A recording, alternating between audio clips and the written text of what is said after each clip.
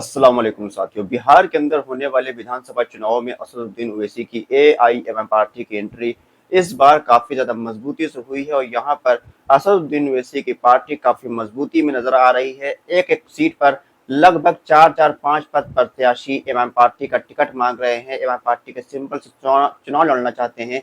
यहाँ पर ये पहले लग रहा था कि एमएम पार्टी का इस बार बिहार के अंदर खाता नहीं खुलेगा, बिहार के अंदर एमएम पार्टी खत्म हो जाएगी, बिहार में एमआईएम पार्टी का टिकट लेने वाला कोई नहीं मिलेगा। लेकिन तस्वीरें इससे मुख्तलिफ नजर आ रही है। इस वक्त देखने को मिल रहा है कि सीमांचल के इलाके की एक एक सीट पर लगभग आधा आधा दर्जन प्रत्याशी एमआईएम पार्टी का टिकट मांग रहे हैं, एमआईएम पार्टी के सिंबल के लिए लाइन में लगे हुए नजर आ रहे हैं। आज हम आपको इस वीडियो में बताएंगे कि कौन कौन सी सीटों पर कौन कौन से प्रत्याशी एमआईएम पार्टी का टिकट मांग रहे हैं और किसको यहाँ पर टिकट मिल सकता है एमआईएम पार्टी का।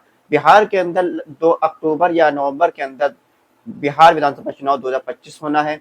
यहाँ पर बैरिस्टर ओवैसी साहब ने अब तक 2 प्रत्याशियों के नाम का ऐलान भी किया हुआ है। बहादुरगंज से तौसीफ आलम तो ढाका से नारायण रणजीत सिंह के नाम का ऐलान अब तक हुआ है। इसके अलावा कई सीटें हैं जहां पर एमआईएम पार्टी चुनाव लड़ेगी।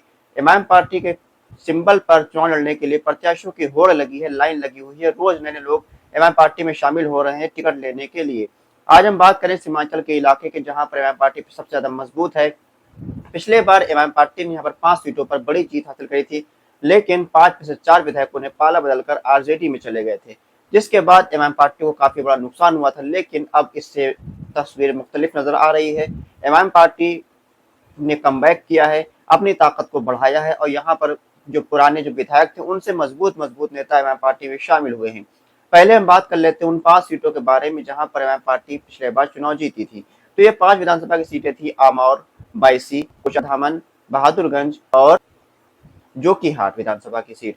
इन 5 में से 4 विधायक एमआईएम पार्टी को छोड़ चुके हैं। आमौर से विधायक अब्दुल रहमान साहब जो कि एमआईएम पार्टी के प्रदेश अध्यक्ष हैं, वो अभी भी एमआईएम पार्टी में हैं और एमआईएम पार्टी की सदारत कर रहे हैं।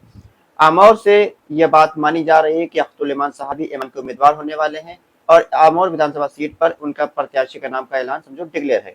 इसके अलावा जो बात है बहादुरगंज की, जहां पर अंजार नईमी एमआईएम पार्टी के प्रत्याशी चुनाव जीते थे, इस बार वह आरजेडी में है। यहाँ पर कांग्रेस पार्टी के 4 बार के पूर्व विधायक रहे तौसीफ आलम को एमआईएम ने प्रत्याशी घोषित कर दिया है।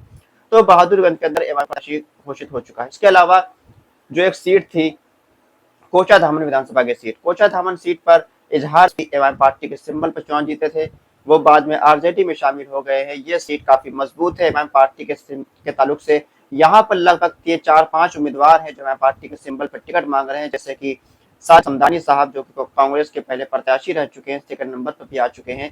इसके अलावा यहाँ पर शाहिद आलम जो कि पिछले बार आरजेडी के प्रत्याशी थे, उनको लगभग 26,000 वोट मिला था, वो भी एमआईएम पार्टी में है और एमआईएम पार्टी के सिंबल के लिए टिकट मांग रहे हैं। इसके अलावा मास्टर मुजाहिद आलम के नाम की चर्चा भी है कि वो जेडीयू से इस्तीफा दिए हैं और आने वाले दिनों में एमआईएम में शामिल हो सकते हैं और एमआईएम पार्टी के सिंबल पर कोचाधामन से चुनाव लड़ सकते हैं।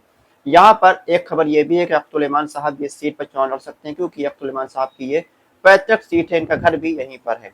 इसके अलावा अगर बात करें हम बायसी विधानसभा के बारे में, तो बायसी के अंदर तमाम समीकरण उलझे हुए हैं।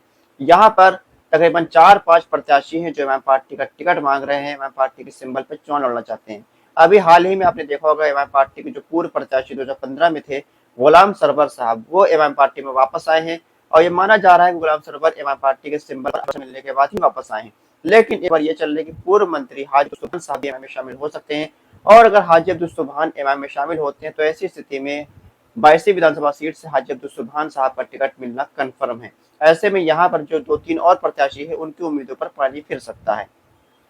अब हम बात करेंगे ठाकुरगंज विधानसभा के बारे में। ठाकुरगंज विधानसभा सीट पर इस बार एमआईएम पार्टी काफी मजबूत है। यहाँ पर लगभग 4-5 मजबूत प्रत्याशी है जो एमआईएम पार्टी का टिकट मांग रहे हैं, एमआईएम पार्टी के सिंबल पर चुनाव लड़ना चाहते हैं। इस सीट पर पिछले बार एमआईएम पार्टी कुछ खास नहीं कर पाई थी, महज 18,000 वोट सिर्फ एमआईएम पार्टी ले पाई थी। लेकिन इस बार एक मजबूत प्रत्याशी एमआईएम पार्टी का सिंबल पर टिकट मांग रहे हैं। एक प्रत्याशी का नाम है गुलाम हसनैन। गुलाम हसनैन ने अपनी सरकारी नौकरी को छोड़कर एमआईएम में शामिल हुए थे लोकसभा चुनाव के दौरान और उनका नाम सबसे आगे चल रहा है एमआईएम पार्टी के टिकट को लेकर। इसके अलावा यहाँ पर फयाज आलम साहब जो कि तौसीफ आलम के बड़े भाई हैं, वो भी एमआईएम में शामिल हुए हैं। उनके नाम की भी चर्चा है कि वो भी एमआईएम पार्टी से चुनाव लड़ना चाहते हैं। मुफ्ती अतहर जावेद साहब जो कि एमआईएम पार्टी के काफी पुराने कार्यकर्ता है, पुराने नेता, वो भी एमआईएम पार्टी का टिकट मांग रहे हैं।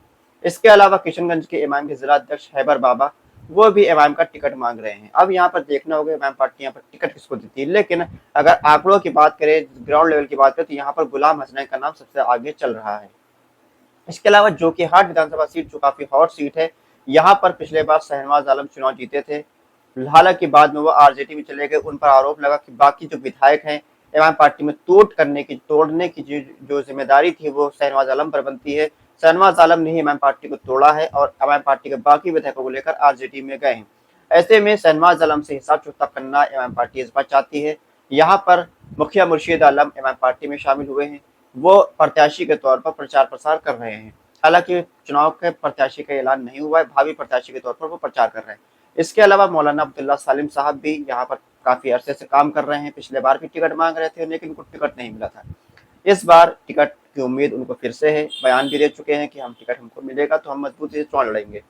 एक नाम है सरफराज आलम जो कि शहनवाज आलम के बड़े भाई हैं। उनको लेकर चर्चा ये है कि वो भी एमआईएम पार्टी में शामिल हो सकते हैं और वो जोकीहाट से एमआईएम के उम्मीदवार हो सकते हैं। अगर वो एमआईएम से चुनाव न लड़े तो किसी और पार्टी से चुनाव लड़ेंगे, लेकिन वो जोकीहाट से चुनाव लड़ेंगे जरूर। ऐसे में दोनों भाइयों का टकराव एक बार फिर से देखने को मिल सकता है और यहाँ पर शहनवाज आलम को एक बार हार का सामना करना पड़ेगा इस बार, क्योंकि उन्होंने आवाम के साथ धोखा कर आरजेडी में गए थे।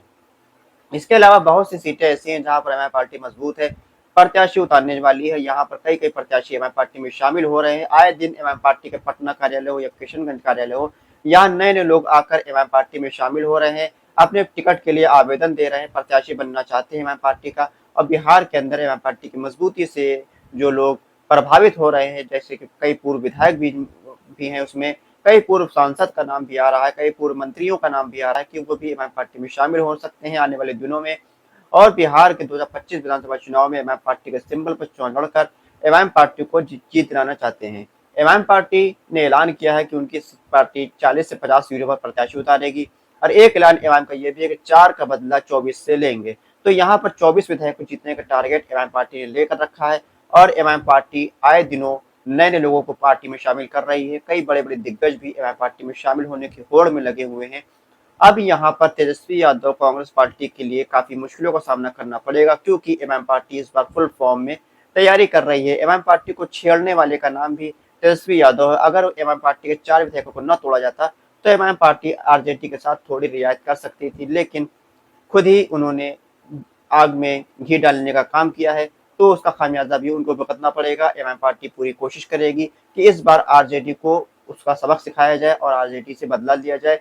साथ ही साथ एमआईएम पार्टी की जो ताकत बिहार के अंदर कम करने की कोशिश की गई है, उस ताकत को फिर से एमआईएम पार्टी बढ़ाए और बिहार की राजनीति में एमआईएम पार्टी एक मजबूत विकल्प के तौर पर सामने निकल कर आए। ये थी एमआईएम पार्टी के ताल्लुक से तमाम जानकारियां। आपको वीडियो कैसी लगी कमेंट बॉक्स में राय को जरूर बताएं। खुदा हाफिज।